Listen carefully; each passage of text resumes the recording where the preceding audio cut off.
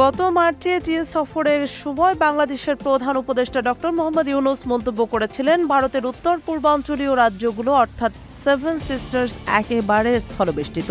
এই অঞ্চলের জন্য সমুদ্রপথে বাংলাদেশের উপরে নির্ভর করতে হয়। তিনি আরও বলেন, চীনের অর্থনৈতিক সম্প্রসারণেও বাংলাদেশ গুরুত্বপূর্ণ ভূমিকা রাখবে।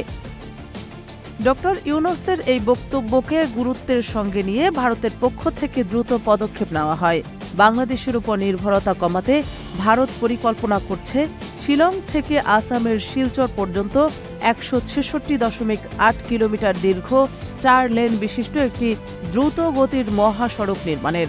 প্রকল্পটি ২০৩০ সালের মধ্যে সম্পন্ন করার লক্ষ্য নির্ধারণ করা হয়েছে।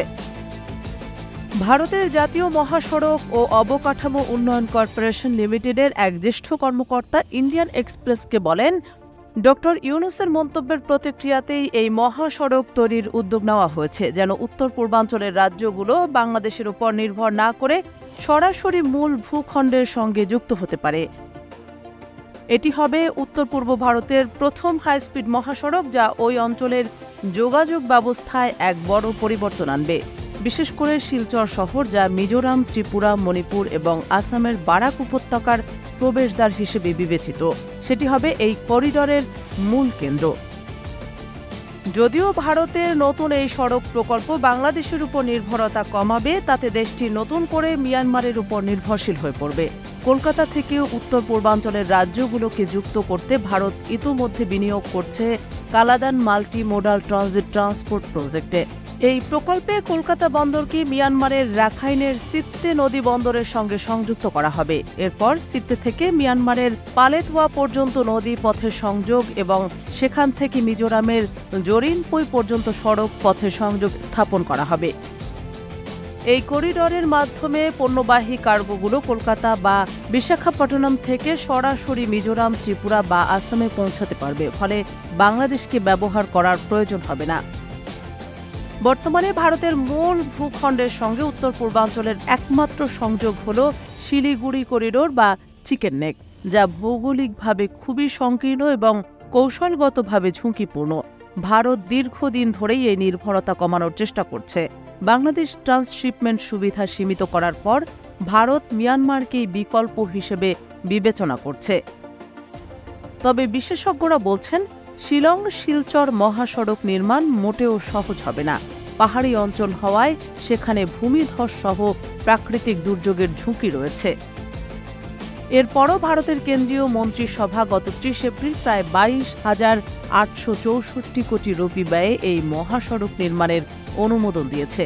সরকারের আশা, এই প্রকল্প শেষ হলে উত্তর পূর্বাঞ্চলের সঙ্গে কলকাতা ও মূল ভারতের সরাসরি বিকল্প সংযোগ তৈরি হবে, যা কৌশলগত ও অর্থনৈতিক দিক থেকে বিশাল গুরুত্ব বহন করবে।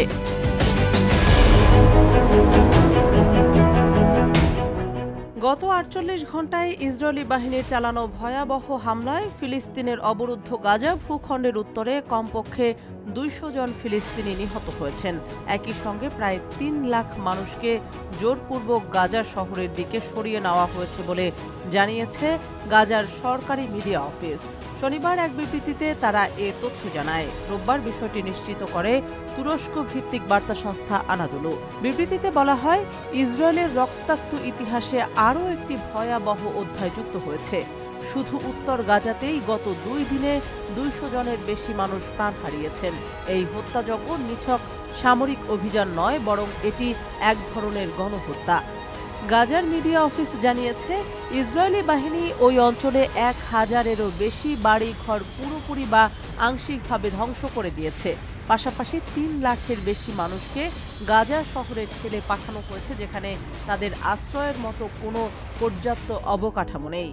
অফিসটি অভিযোগ করেছে, ইসরায়েলি বাহিনী ইচ্ছাকৃতভাবে অ্যাম্বুলেন্স এবং সিভিল ডিফেন্স কর্মীদের হামলার স্থানগুলোতে প্রবেশে বাধা দিচ্ছে। এর ফলে ধ্বংসস্তূপের নিচে আটকে থাকা প্রায় ১৪০টি মরদেহ উদ্ধার করা সম্ভব হচ্ছে না, যা আন্তর্জাতিক মানবাধিকার আইনের সরাসরি লঙ্ঘন। এছাড়া উত্তর গাজার জাবালিয়া, তেল আল জাতার ও বাইত লাহিয়া শহর সহ আশপাশের এলাকায় শরণার্থীদের অস্থায়ী আশ্রয়ের জন্য স্থাপন করা শত শত তাঁবু উড়িয়ে দিয়েছে ইসরায়েলি ড্রোনগুলো। এই অবস্থায় আন্তর্জাতিক সম্প্রদায়ের নীরবতা এবং নির্লজ্জ সহযোগিতাকে উদ্বেগজনক বলেও মন্তব্য করেছে মিডিয়া অফিস। গাজা শহরের পরিস্থিতি আরও ভয়াবহ হয়ে উঠেছে। আশ্রয়কেন্দ্র ও তাঁবুর ঘাটতির কারণে হাজার হাজার পরিবারকে এখন রাস্তায় বসবাস করতে হচ্ছে, বিশেষ করে আল জালাআ স্ট্রিট এবং আল সাফতাউই এলাকায়। সেখানে খাদ্য, পানি ও ঔষধের সম্পূর্ণ অনুপস্থিতি, টানা অবরোধ ও বিমান হামলার মধ্যে বাসিন্দারা চরম মানবিক সংকটে পড়েছেন। এমন পরিস্থিতিতে গাজার মিডিয়া অফিস আন্তর্জাতিক সম্প্রদায়ের প্রতি আহ্বান জানিয়েছে, দ্রুত এই গণহত্যা বন্ধ করতে হবে, উদ্ধার ও চিকিৎসা সহায়তার জন্য আন্তর্জাতিক দল পাঠাতে হবে, অবরোধ তুলে মানবিক সহায়তা প্রবেশের পথ নিশ্চিত করতে হবে এবং ইসরায়েলি নেতাদের আন্তর্জাতিক আদালতের কাঠগড়ায় দাঁড় করাতে হবে। অন্যদিকে মার্কিন প্রেসিডেন্ট ডোনাল্ড ট্রাম্পের উপসাগরীয় দেশগুলো সফরের সময় গাজায় সহিংসতা আশঙ্কাজনক হারে বেড়েছে। সফরের 4 দিনে ইসরায়েলি বাহিনীর হামলায় 378 জন ফিলিস্তিনি নিহত হয়েছেন। এর আগের 4 দিনে এই সংখ্যা ছিল প্রায় 100, অর্থাৎ নিহতের সংখ্যা 4 গুণ বেড়েছে বলে জানিয়েছে আনাদোলু। প্রসঙ্গত, গত 2 মার্চ থেকে ইসরায়েল গাজায় সব ধরনের খাদ্য, পানি ও ঔষধ সরবরাহ বন্ধ রেখেছে। এরপর 18 মার্চ যুদ্ধবিরতি ভেঙে আবারও হামলা শুরু করে তারা। 2023 সালের অক্টোবর থেকে শুরু হওয়া এই যুদ্ধে এখনো পর্যন্ত প্রাণ হারিয়েছেন 53,200 জনের বেশি ফিলিস্তিনি। কাশ্মীরের পেহেলগামে গত 22 এপ্রিল ভয়াবহ সন্ত্রাসী হামলায় 26 জন নিহত হন এবং ভারত সরাসরি এর জন্য পাকিস্তানের মদতপুষ্ট জঙ্গি গোষ্ঠীগুলোকে দায়ী করে। যদিও পাকিস্তান এই অভিযোগ অস্বীকার করে আসছে, কিন্তু এর জবাবে ভারত শুরু করে এক দফা পরিকল্পিত সামরিক অভিযান, যার নাম দেয় অপারেশন সিন্দুর। এই অভিযানের লক্ষ্য ছিল সীমান্ত পারে অবস্থানরত বিচ্ছিন্নতাবাদী ঘাঁটি ও পাকিস্তানের কৌশলগত সামরিক স্থাপনাগুলো ধ্বংস করা। এবার অপারেশন সিন্দুরের এক চাঞ্চল্যকর তথ্য প্রকাশ করেছে ভারতীয় গণমাধ্যম। তারা দাবি করছে, পাকিস্তানের প্রতিরক্ষা ব্যবস্থাকে ধোঁকা দিতে ভারত প্রথমে আকাশে পাঠিয়েছিল চালকবিহীন ডামি যুদ্ধবিমান। এই ভুয়া বিমান দেখে পাকিস্তান আসল যুদ্ধবিমান ভেবে প্রতিরোধমূলক পদক্ষেপ নেয়, সক্রিয় করে আকাশ প্রতিরক্ষা ব্যবস্থা এবং রাডার ইউনিট। আর ঠিক এখানেই সফল হয় ভারত। ভারতের প্রতিরক্ষা মন্ত্রণালয়ের একটি সূত্র জানায়, পাকিস্তানের রাডারগুলো কোথায় স্থাপন করা হয়েছে তা জানার জন্যই পরিকল্পিতভাবে এই ডামি বিমানগুলোকে পাঠানো হয়। পাকিস্তান নিজেদের অবস্থান প্রকাশ করে ফেললে ভারত ইসরায়েলি প্রযুক্তিতে তৈরি হারব ক্ষেপণাস্ত্র দিয়ে একের পর এক রাডার ও আকাশ প্রতিরক্ষা স্থাপনায় সুনির্দিষ্ট হামলা চালায়। প্রতিবেদনে আরও জানানো হয়, পাকিস্তান আগে থেকে রাশিয়া ও চীন থেকে আমদানি করা HQ-9 আকাশ প্রতিরক্ষা ইউনিটগুলোকে একটি গোপন স্থানে সরিয়ে নিয়েছিল। ভারত সেই অবস্থান সম্পর্কে নিশ্চিত ছিল না। তবে ডামি যুদ্ধবিমান পাঠানোর পর পাকিস্তান যখন প্রতিক্রিয়া জানায়, তখন ভারত সেই প্রতিরক্ষা ইউনিটগুলোর প্রকৃত অবস্থান শনাক্ত করতে সক্ষম হয়। এরপরই অপারেশন সিন্দুরের মূল পর্ব শুরু হয়। 7 মে শুরু হয়ে 9 ও 10 মে রাতের মধ্যে পাকিস্তানের অন্তত 11টি কৌশলগত বিমানঘাঁটি ও সামরিক স্থাপনায় আঘাত হানে ভারত। প্রতিরক্ষা মন্ত্রী রাজনাথ সিং জানিয়েছেন, এই অভিযানে ব্যবহৃত হয়েছে ভারতের অত্যাধুনিক ব্রাহ্মস ক্ষেপণাস্ত্র। এদিকে পাকিস্তান পাল্টা আক্রমণে ড্রোন ও ক্ষেপণাস্ত্র নিক্ষেপের চেষ্টা চালায়। তবে ভারতের নিজস্ব প্রযুক্তিতে তৈরি আকাশ তীর প্রতিরক্ষা ব্যবস্থা তা সফলভাবে প্রতিহত করে। এই সামরিক অভিযানে ভারত কেবল সন্ত্রাস বিরোধী বার্তা দেয়নি, বরং প্রযুক্তিগত শ্রেষ্ঠত্ব প্রদর্শন করেছে বলে মনে করছেন বিশ্লেষকরা। কৌশলগত এই ফাঁদে ফেলে পাকিস্তানের মতো শক্ত প্রতিপক্ষের গুরুত্বপূর্ণ সামরিক স্থাপনায় আঘাত হানা অপারেশন সিন্দুরকে এক অভূতপূর্ব সফলতা হিসেবে দেখছে নয়াদিল্লি।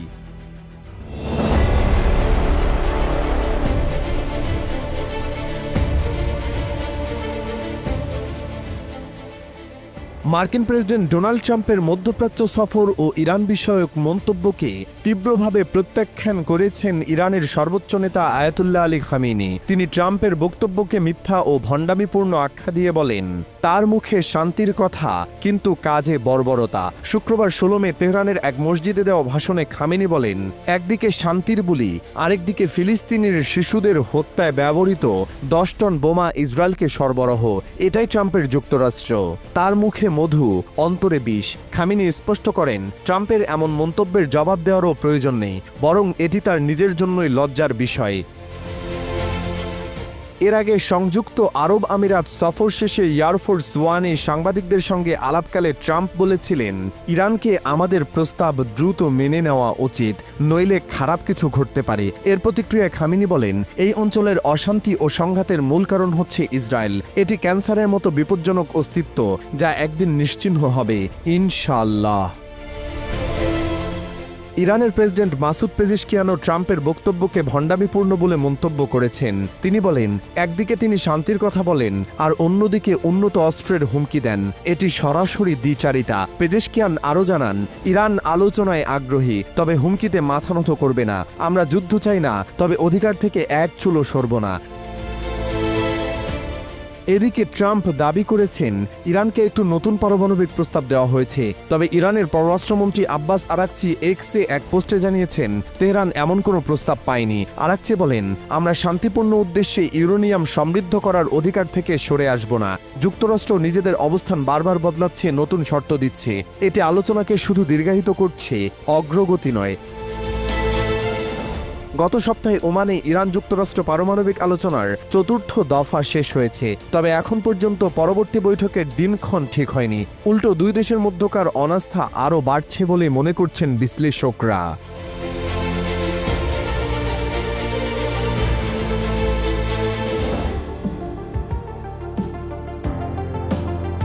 পাকিস্তানের হয়ে গুপ্তচর বৃত্তির অভিযোগে ভারতের জনপ্রিয় ইউটিউবার জ্যোতি মালহোত্রাকে গ্রেপ্তার করেছে দেশটির পুলিশ।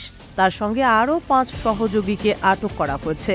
ভারতীয় গোয়েন্দাদের দাবি, তারা মোটা অঙ্কের অর্থের বিনিময়ে পাকিস্তানের গোয়েন্দা সংস্থা ISI এর কাছে সংবেদনশীল তথ্য পাচার করতেন। শনিবার হিন্দুস্তান টাইমসের এক প্রতিবেদনে বলা হয়, জ্যোতি মালহোত্রা হরিয়ানা ভিত্তিক একজন ট্রাভেল ব্লগার। ইউটিউবে ট্রাভেল উইথ জো নামে তার একটি চ্যানেল রয়েছে, যার সাবস্ক্রাইবার সংখ্যা 3,77,000-এরও বেশি। তিনি বিভিন্ন ভ্রমণ সংক্রান্ত ভিডিও তৈরি করে সেখানে আপলোড করতেন। প্রতিবেদনে আরও বলা হয়, নয়াদিল্লিতে পাকিস্তান দূতাবাসের এক কর্মকর্তা এহসানুর রহিম ওরফে দানিশের সঙ্গে ঘনিষ্ঠতা গড়ে ওঠে জ্যোতির। তার সূত্র ধরেই 2023 সালে ভিসা নিয়ে তিনি পাকিস্তান সফর করেন। সেখানেই পাকিস্তানি গোয়েন্দা ও নিরাপত্তা কর্মকর্তাদের সঙ্গে তার যোগাযোগ হয়।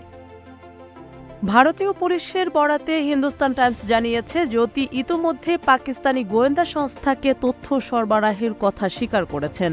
তার বিরুদ্ধে 1923 সালের অফিসিয়াল সিক্রেটস অ্যাক্টের 3 ও 5 ধারা এবং ভারতীয় ন্যায় সহিংসতা আইনের 152 ধারায় মামলা হয়েছে।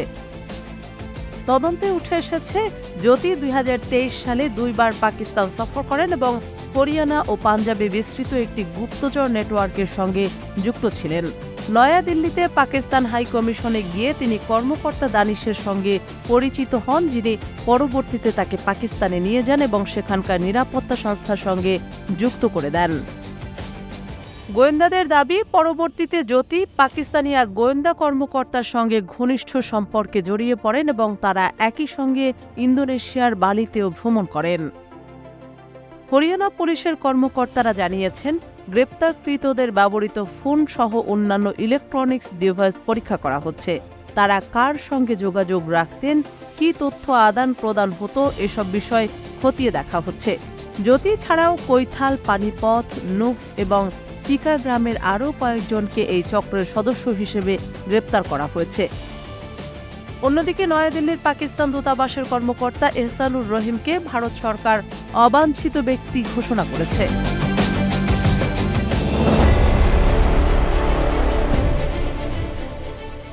গত আগস্টে বাংলাদেশে ছাত্র জনতার গণ আন্দোলনের মুখে শেখ হাসিনা সরকারের পতনের পর থেকে বাংলাদেশ ভারত সম্পর্কে টানাপোড়েন তীব্রভাবে পরিলক্ষিত হচ্ছে।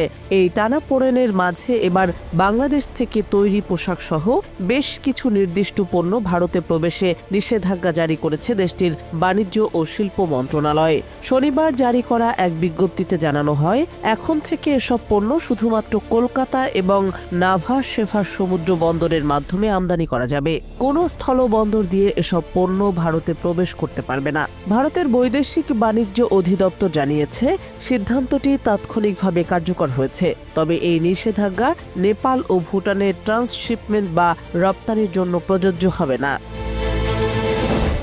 নিষিদ্ধ পণ্যের তালিকায় রয়েছে তৈরি পোশাক, ফল ও ফলজাত পানীয়, কার্বনেটেড ড্রিঙ্কস, প্রক্রিয়াজাত খাদ্য, তুলার বর্জ্য, প্লাস্টিকজাত পণ্য এবং কাঠের আসবাবপত্র।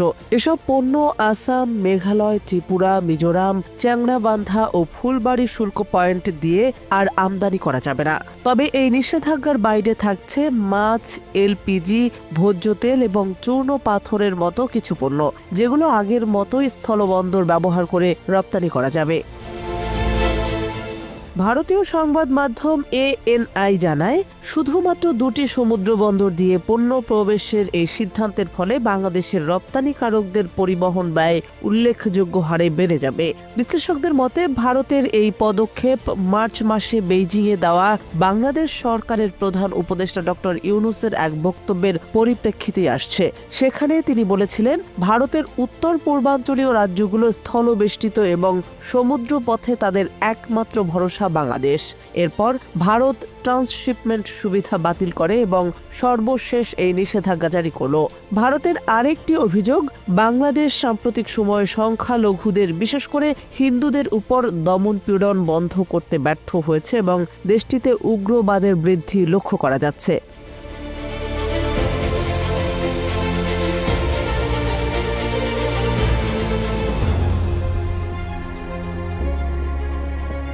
গাজায় বর্বর ইসরায়েল নৃশংসতার সকল মাত্রা অতিক্রম করে ফেলেছে। হামলার পরিমাণ তীব্র থেকে তীব্র করেছে, যার জেরে গত 48 ঘণ্টায় কয়েকশত ফিলিস্তিনি নিহত হয়েছেন। ইসরায়েলের চলমান এই সামরিক অভিযানে দখলদার সেনাবাহিনীকে উন্নত কৃত্রিম বুদ্ধিমত্তা তথা AI ও ক্লাউড কম্পিউটিং সেবা দেওয়ার বিষয়টি প্রথমবারের মতো স্বীকার করেছে প্রযুক্তি জায়ান্ট মাইক্রোসফট। প্রতিষ্ঠানটি জানায়, জিম্মি উদ্ধার ও গোয়েন্দা তথ্য বিশ্লেষণেই এই প্রযুক্তি সহায়তা দেওয়া হয়েছে। মাইক্রোসফটের কর্পোরেট ওয়েবসাইটে প্রকাশিত একটি স্বাক্ষরহীন ব্লগ পোস্টে বলা হয়, তাদের এজিওর ক্লাউড প্ল্যাটফর্ম বা AI টুল ব্যবহার করে গাজায় সরাসরি হামলা চালানো বা বেসামরিক মানুষের ক্ষয়ক্ষতির কোনো তথ্য তারা পায়নি। যদিও তারা এও স্বীকার করেছে, ইসরায়েলি প্রতিরক্ষা মন্ত্রণালয়ের সঙ্গে তারা ঘনিষ্ঠভাবে কাজ করেছে।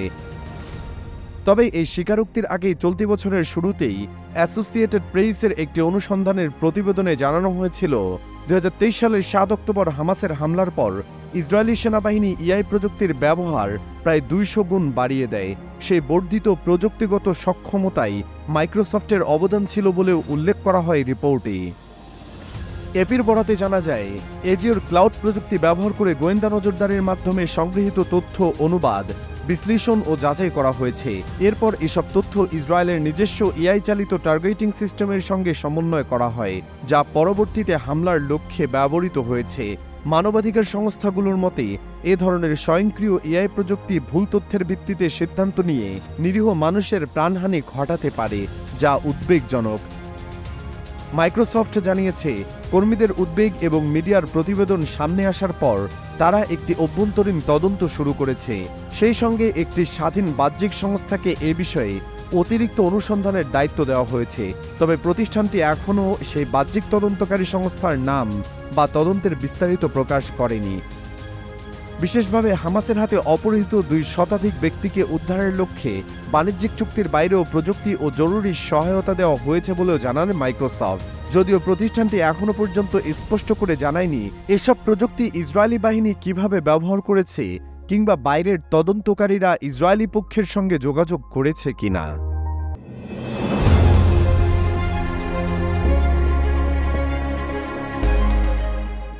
তুরস্কের প্রেসিডেন্ট রিসেপ তাইয়েপ এরদোয়ানের জন্য গত সপ্তাহটি ছিল কূটনৈতিক সাফল্যে ভরপুর। দীর্ঘদিন ধরে তুরস্কের সক্রিয় কুর্দিস্তান ওয়ার্কার্স পার্টি তথা PKK নিজেদের বিলুপ্ত ঘোষণা করেছে। একই সময় যুক্তরাষ্ট্র সিরিয়ার উপর থেকে নিষেধাজ্ঞা তুলে নেয়, যেখানে এরদোয়ানের সরকার দীর্ঘদিন ধরেই সরাসরি জড়িত ছিল। তাছাড়া ইউক্রেন ও রাশিয়ার মধ্যকার শান্তি আলোচনা অনুষ্ঠিত হয়েছে তুরস্কেই, যা তার আন্তর্জাতিক অবস্থানকে আরও শক্তিশালী করেছে। তুরস্কের প্রভাব শুধু পশ্চিম এশিয়াতে নয়, উত্তর আফ্রিকার রাজনীতিতেও বেড়েছে। লিবিয়ায় তুরস্ক সমর্থিত সরকারের ক্ষমতা আরও মজবুত হয়েছে। পাশাপাশি ভারতের বিরুদ্ধে অবস্থান নেওয়ার জন্য পাকিস্তান প্রকাশ্যে প্রেসিডেন্ট এরদোয়ানকে ধন্যবাদ জানিয়েছে। আন্তর্জাতিক পর্যায়ে এসব অর্জন এরদোয়ানকে আরও আত্মবিশ্বাসী করে তুলেছে। অন্যদিকে ভারতের প্রধানমন্ত্রী নরেন্দ্র মোদীর জন্য সময়টা ছিল তুলনামূলকভাবে কঠিন। এপ্রিলের শেষ দিকে পেহেলগাম হামলার পর ভারত ও পাকিস্তানের মধ্যে সামরিক উত্তেজনা বেড়ে যায়। ভারত প্রতিক্রিয়া হিসেবে সীমান্তে হামলা চালায়, যার জেরে দুই দেশের মধ্যে পাল্টাপাল্টি সংঘর্ষ শুরু হয়। পরে যুক্তরাষ্ট্র যুদ্ধবিরতিতে মধ্যস্থতা করে, তবে এতে ভারতের কূটনৈতিক ইমেজ কিছুটা দুর্বল হয়। তুরস্কের প্রকাশ্য পাকিস্তান প্রীতির ফলে ভারতীয় সমাজে এর বিরুদ্ধে ব্যাপক প্রতিক্রিয়া দেখা দেয়। সামাজিক যোগাযোগ মাধ্যমে তুর্কি পণ্য বয়কটের ডাক ওঠে এবং ভারত সরকারও কঠোর পদক্ষেপ নেয়। তুর্কি কোম্পানি চেলেবিকে বিমানবন্দর কার্যক্রম থেকে বাদ দেওয়া হয় এবং কয়েকটি বিশ্ববিদ্যালয় তুর্কি প্রতিষ্ঠানের সঙ্গে একাডেমিক সম্পর্ক স্থগিত করে। বিশ্লেষকদের মতে নরেন্দ্র মোদী ও এরদোয়ান উভয়ই ধর্মনিরপেক্ষ রাষ্ট্রের নেতা হলেও ধর্মকে রাজনৈতিক হাতিয়ার হিসেবে ব্যবহার করেন। এরদোয়ান 2020 সালে আয়া সোফিয়াকে মসজিদে রূপান্তর করেন, আর মোদী একই বছর অযোধ্যায় রাম মন্দিরের ভিত্তিপ্রস্তর স্থাপন করেন। দুই নেতাই জাতীয়তাবাদ ও ধর্মীয় আবেগকে ব্যবহার করে তাদের রাজনৈতিক ভিত্তি শক্তিশালী করেছেন। তাদের উত্থানের গল্পেও মিল রয়েছে। এরদোয়ান একসময় লেবুর শরবত বিক্রি করতেন, আর মোদী ছিলেন চায়ের দোকানের সহকারী। তাদের রাজনৈতিক যাত্রা সাধারণ জীবন থেকে উঠে এসে নিজস্ব আদর্শ প্রতিষ্ঠার উদাহরণ। শশী থারুর ও বাশারাত পীর তাদের লেখায় এই দুই নেতার ধর্মীয় জাতীয়তাবাদ ও ক্ষমতার কৌশলের মাঝে উল্লেখযোগ্য মিল তুলে ধরেছেন। ভারতের কূটনৈতিক বিশ্লেষকরা মনে করছেন, এখন ভারতের উচিত কৌশলগতভাবে তুরস্কের প্রভাব মোকাবিলা করা। এর জন্য আর্মেনিয়া, গ্রিস ও সাইপ্রাসের সঙ্গে সম্পর্ক জোরদার করা যেতে পারে। পাশাপাশি সাংস্কৃতিক ও কূটনৈতিকভাবে তুরস্কের ইসলাম ভিত্তিক প্রচারণার জবাব দেওয়া দরকার, কারণ দক্ষিণ এশিয়ার রাজনৈতিক বাস্তবতা পশ্চিম এশিয়ার থেকে ভিন্ন এবং এখানে ধর্মের রাজনীতি আলাদা গতিতে কাজ করে।